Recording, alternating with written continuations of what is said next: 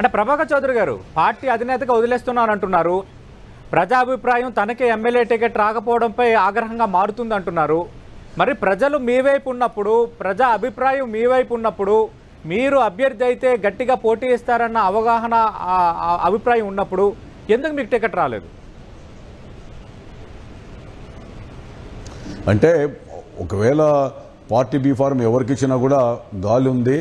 మేము అంటే ఎవరిని పెట్టినా దాగుంటి పోయే దానాన్ని పెట్టినా ఇంకోరిని ఎవరిని పెట్టినా కూడా గెలుస్తుందనే భావన పార్టీకి ఉండిండొచ్చు. ఎందుకంటే నా అవసరం లేదు, తర్వాత నేను నిలబడాల్సిన నాకంటే ఎవరికి ఇచ్చినా కూడా గెలుస్తారనే అభిప్రాయం ఆ పార్టీ వచ్చిందేమో నేను అనుకుంటున్నా. ఎందుకంటే సైకిల్ గుర్తు ఇస్తే చాలు గెలుస్తారు అనేటువంటి భావన ఉందేమో, అందుకని ఇచ్చారేమో నేను భావిస్తున్నానండి.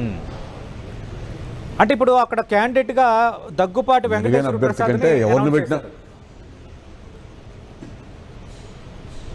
అవును మీరు పార్టీకి సంబంధం లేదు చేశారు, ఎప్పుడు కష్టపడలేదు అంటున్నారు. ఆయన రాప్తాడు మండల అధ్యక్షుడిగా పనిచేశారు, ఉమ్మడి జిల్లా ఎంపీపీల అసోసియేషన్ అధ్యక్షుడిగా పనిచేశారు. అందులోనూ నాన్ లోకల్, ఆయన రాప్తాడు నియోజకవర్గానికి చెందిన వ్యక్తి. అలాంటి వ్యక్తిని తీసుకొచ్చి అనంతపురంలో పెట్టాల్సిన పరిస్థితి ఎందుకు వచ్చింది?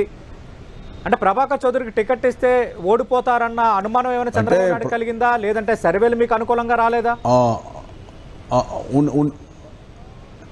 అంటే సర్వేల గురించి ఎంత తక్కువ మాట్లాడితే బాగుంటుంది. సర్వేలు అనంతపురంలో ఏ మూలు ఉన్నడినా కూడా నా పేరు చెప్తాను. సర్వేలు కాదు, 2004 ఇండిపెండెంట్గా వేసినప్పుడు కూడా నాకు ఎన్ని ఓట్లు వచ్చాయి అనేటువంటిది కూడా ఒకసారి ఆలోచించాల్సిన పరిస్థితి ఉంది. ఆ విధంగా కాదు కానీ, అంటే ఆ సర్వేల గురించి మాట్లాడేదానికంటే ఎవరిని పెట్టినా గెలుస్తారులే, అనంతపురంలో అర్బన్ కదా, చాలా గాలి ఉంది పార్టీకి అనేటువంటి భావన ఉందేమో పార్టీకి నాకు అనిపిస్తూ ఉంది. దాని మూలన ఇతరత్రా ప్రయోజనాలు ఏమన్నా అతని ద్వారా ఉంటాయి, నా వల్ల ప్రయోజనాలు ఉండకపోవచ్చు, అతని ద్వారా ప్రయోజనాలు ఉన్నాయని చెప్పి పార్టీ భావించిందేమో నేను అనుకుంటున్నాను. అంటే ఏమా ప్రయోజనాలు? ఇతరత్రా ప్రయోజనాలు మీ వల్ల, ప్రభాకర్ చౌదరి వల్ల కలగని ప్రయోజనాలు, దగ్గుపాటి ప్రసాద్ వల్ల కలిగే ప్రయోజనాలు ఏంటి?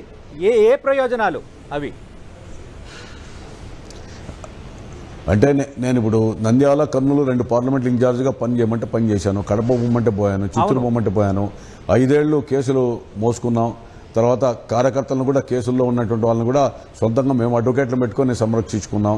తర్వాత రకరకాల ఇబ్బందులు పడ్డాము. ఏ కార్యక్రమాలు జరిగినా కూడా మేము చందా లేకుండా నేను సొంతం నా జోబు నుంచి నేను పెట్టాను, లేదా కార్యకర్తలు కష్టపడి పని చేసింటారు. జిల్లాలో ఎక్కడ సమావేశాలు జరిగినా కూడా మనుషులు మేము తీసుకెళ్ళాం.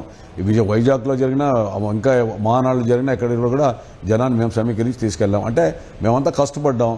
అంటే ఈ running race Hyderabad to Bengaluru ఉన్నప్పుడు మేమంతా హైదరాబాద్ నుంచి పరిగెత్తుకుంటూ వస్తున్నాం 500 కిలోమీటర్లు. దేవనహల్లి ఎయిర్పోర్ట్ దగ్గర ప్రైజ్ ఇచ్చేటప్పుడు 4-5 కిలోమీటర్లో కొంత ఆరోగ్యంగాను అన్ని రకంగా బలంగా ఉంటారు, మేము అలసిపోయి ఉంటాం. ఆ 5 కిలోమీటర్ల వ్యక్తి ఆ ప్రైజ్ తీసుకుంటూ ఈజీ అని చెప్పి పరిగెత్తడానికి పరిగెత్తాడేమో అని నేను అనుకుంటున్నా. కానీ ఒరిజినల్గా హైదరాబాద్లో ఉన్నటువంటి శంషాబాద్ ఎయిర్పోర్ట్ దగ్గర నుంచి ఆ యొక్క రన్నింగ్ రేస్లో ఉన్నారో లేదా అనేటువంటిది ఆలోచించాల్సిన బాధ్యత పార్టీ అధినేత ఉంది, మాది కాదు.